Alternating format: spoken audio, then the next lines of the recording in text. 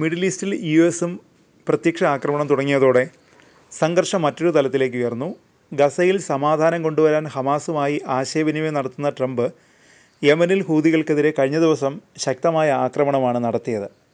യമനിലെ 2 പ്രദേശങ്ങളെ ലക്ഷ്യമിട്ടാണ് US വ്യോമാക്രമണം നടത്തിയത്. ഹൂതി കേന്ദ്രങ്ങളിലാണ് ആക്രമണം നടത്തിയതെന്നാണ് US അവകാശപ്പെട്ടത്. എന്നാൽ ജനവാസ മേഖലകളിലാണ് ആക്രമണം നടത്തിയതെന്ന് ഹൂതികളും ആരോപിക്കുന്നു. ആക്രമണത്തിൽ കൊല്ലപ്പെട്ടത് സാധാരണക്കാരാണെന്നാണ് ഹൂതികളുടെ അവകാശവാദം. എന്തായാലും US-നെതിരെ ഹൂതികളും പ്രത്യാക്രമണം നടത്തിയെന്നാണ് റിപ്പോർട്ടുകൾ പറയുന്നത്. യമനിൽ നിന്ന് ഹൂതികൾ തൊടുത്തുവിട്ട മിസൈൽ ഈജിപ്തിലെ സിനായ് ഉപദ്വീപിൽ പതിച്ചെന്നാണ് കഴിഞ്ഞ ദിവസം പുറത്തുവന്ന റിപ്പോർട്ടുകൾ പറയുന്നത്. ഹൂതികൾ ലക്ഷ്യമിട്ടത് ഇസ്രായേലിനെയാണോ എന്ന് ഇസ്രായേൽ പ്രതിരോധ സേന അന്വേഷണം തുടങ്ങിയെന്നും റിപ്പോർട്ടുകൾ വന്നിരുന്നു.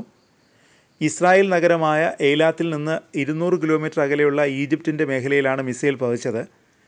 ഹൂതികളുടെ ആക്രമണം ഉണ്ടാകുമെന്ന ആശങ്കകൾക്കിടെ കഴിഞ്ഞയാഴ്ച ഇസ്രായേൽ വ്യോമസേന ജാഗ്രത വർദ്ധിപ്പിച്ചിരുന്നു. ഇസ്രായേലിൽ ആക്രമണം പുനരാരംഭിക്കുമെന്ന് ഇറാൻ്റെ പിന്തുണയുള്ള ഹൂതികൾ ഭീഷണി മുഴക്കിയിരുന്നു.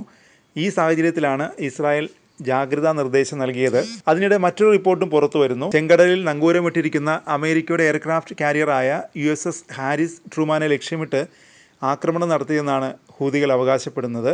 ഹൂതി വക്താവ് യഹ്യ സാരിയാണ് ഈ അവകാശവാദം ഉയർത്തിയത്. 18 ബാലിസ്റ്റിക് മിസൈലുകളും ക്രൂസ് മിസൈലുകളും ഡ്രോണുകളും ഉപയോഗിച്ചായിരുന്നു ആക്രമണമെന്നും യഹ്യ സാരി അവകാശപ്പെട്ടു.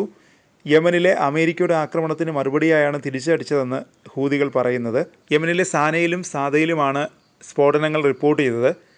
ചെങ്കടലിലെ ഹാരിസ് ട്രൂമാൻ വിമാനവാഹിനി കപ്പലിൽ നിന്നുള്ള യുദ്ധവിമാനങ്ങളാണ് സനയിൽ ആക്രമണം നടത്തിയതെന്നാണ് റിപ്പോർട്ട്.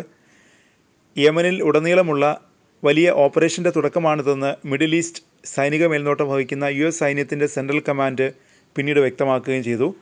ഇപ്പോഴിതാ മറ്റൊരു റിപ്പോർട്ടും പുറത്തു വരുന്നു. US യുദ്ധക്കപ്പലായ USS ട്രൂമാൻ്റെ നേർക്ക് വീണ്ടും ഹൂതികൾ ആക്രമണം നടത്തിയെന്നാണ് റിപ്പോർട്ടിൽ പറയുന്നത്. മാർച്ച് 17-നാണ് ഹൂതികൾ രണ്ടാമതും ആക്രമണം നടത്തിയതായി അവകാശപ്പെട്ടത്. അതായത് 24 മണിക്കൂറിനിടെ US-ൻ്റെ കരുത്തായ യുദ്ധക്കപ്പലിന് നേർക്ക് 2 തവണയാണ് ഹൂതികൾ ആക്രമണം നടത്തിയതായി അവകാശപ്പെടുന്നത്.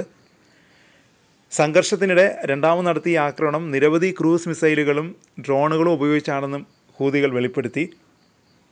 ഇതോടെ US-ഉം ഹൂതികളും തമ്മിലുള്ള സംഘർഷം രൂക്ഷമാകുമെന്നാണ് വിലയിരുത്തൽ.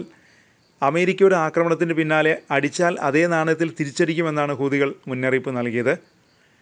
ഹൂതികൾ തങ്ങളുടെ നിലപാടുമായി മുന്നോട്ട് പോവുകയാണെന്നാണ് പുതിയ റിപ്പോർട്ടുകൾ നൽകുന്ന സൂചന.